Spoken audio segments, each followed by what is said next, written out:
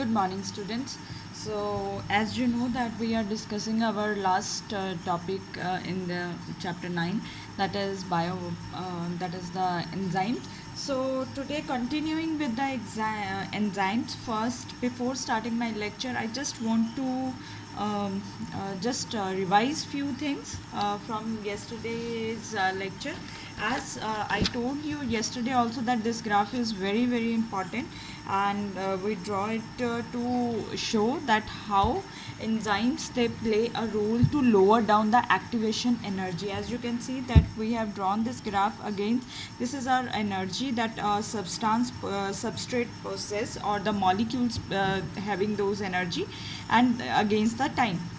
Now as you can see, the substrate it change into a product. So this point is that stage where a substrate has at least minimum amount of energy it need to change into a product. So this state is called the transition state, means temporary state at which minimum amount a molecule has to change from substrate into product. As you can see that in the absence of enzyme, the level of energy is very high, activation energy required is very high, but as you added enzyme in your reaction, it has lowered down the activation energy. That was the meaning of this graph, that how a function of an enzyme, or how enzyme lower down the activation energy.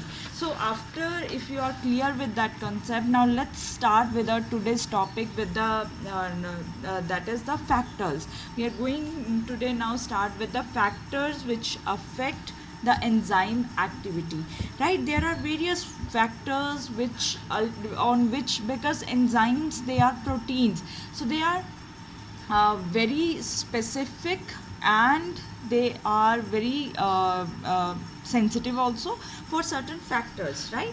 So here first factor which is very important in case of enzyme is temperature, because enzymes they are tertiary proteins. We know this thing that enzymes they are tertiary proteins. So temperature plays a very important role for the enzyme activity. Let's talk about the normal range of temperature in which most of enzymes, I said most of enzymes, they work in this temperature range.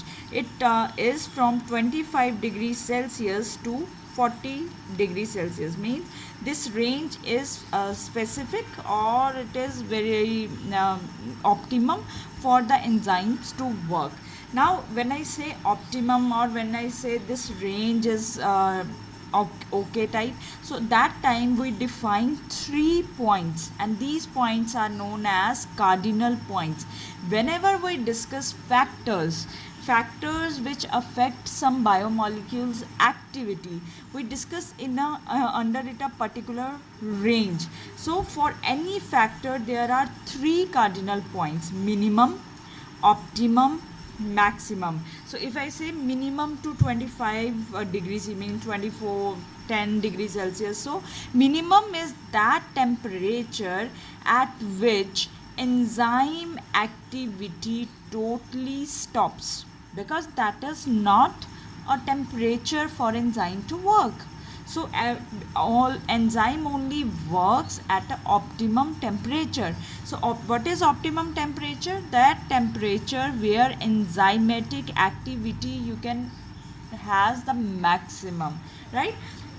Maximum, what is the maximum point?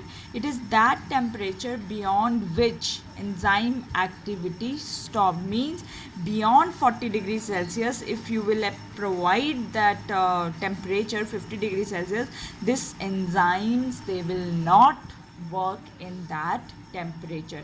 So there are 3 points which, if you are working with the enzyme, then these 3 points you need to be in mind, that what temperature is specific for enzymes to work. It should not be minimum, it should not be maximum, it should be always optimum temperature for the enzymes to work, right? So let's show this thing with the temperature with the help of graph. that how. Okay, now here I'm taking the example of our body. As you can see that I have drawn this graph with the temperature on x-axis with the against the enzymatic action. So as I told you that enzymes, they work at optimum temperature. This is the minimum, then it increase and suddenly it starts decreasing, right? So but this point is the optimum temperature for enzyme to work. Now here the question comes in mind, is our body temperature is optimum?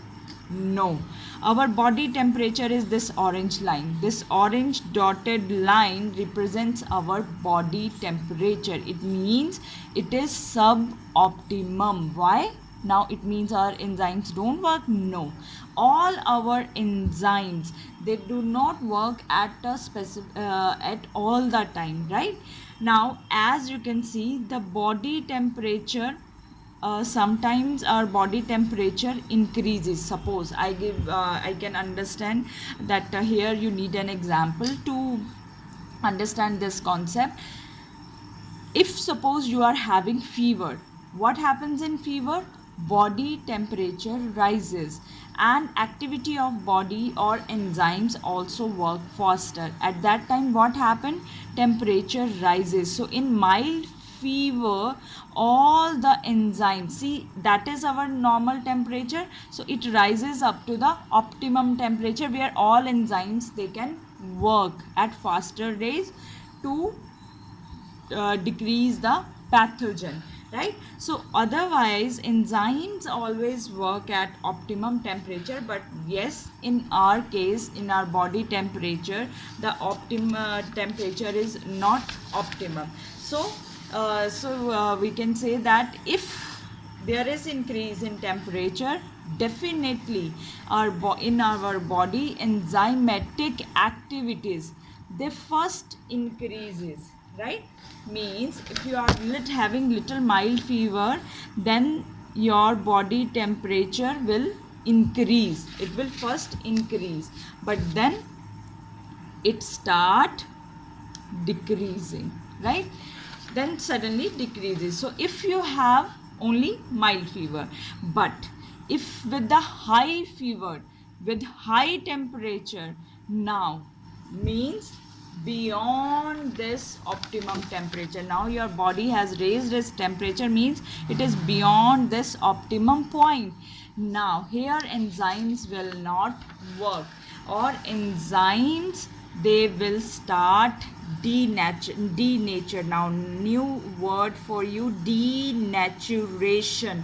Denaturation means structure of enzymes, they get damaged, right? So with increase in temperature beyond the optimum temperature, enzymes start getting denatured, or structure of enzyme that get damaged. Clear? If it is till the optimum, it is fine, enzymes, they will work. But if it is beyond optimum temperature, then the structure of enzyme get damaged and that enzyme will not work.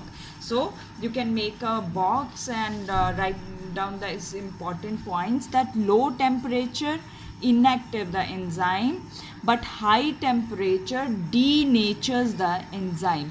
Now there is an exception, or in few, there are few organisms which survive under very high temperature, or it is not possible in our case, in our body temperature.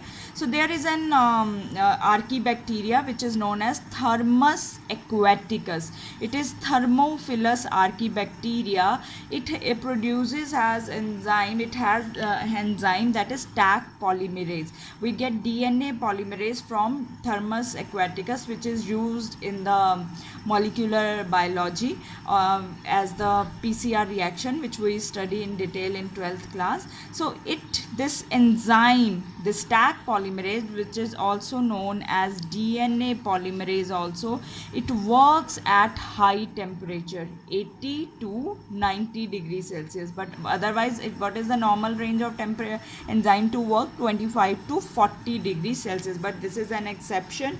Thermus aquaticus, it is thermophilic archaebacteria, which has the enzyme Taq polymerase, which is also known as DNA polymerase, which can work at high temperature also, right?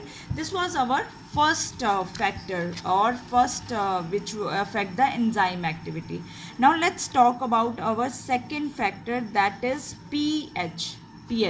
At optimum, there is an optimum pH required for enzyme to show its high activity. Now I told you the clear cut definition of optimum. Optimum is something, that point, that range, that particular value at which enzyme has its highest activity. That is why we are using this word optimum again and again.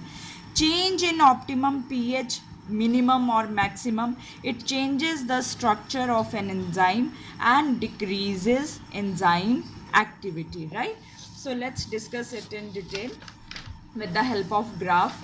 Now again we are drawing it with the pH with respect to the enzyme action. Now as you can see that this point shows the optimum pH, right? This is the optimum pH for enzyme to work. Example, here I have taken the salivary amylase. Salivary amylase works at optimum pH 6.8.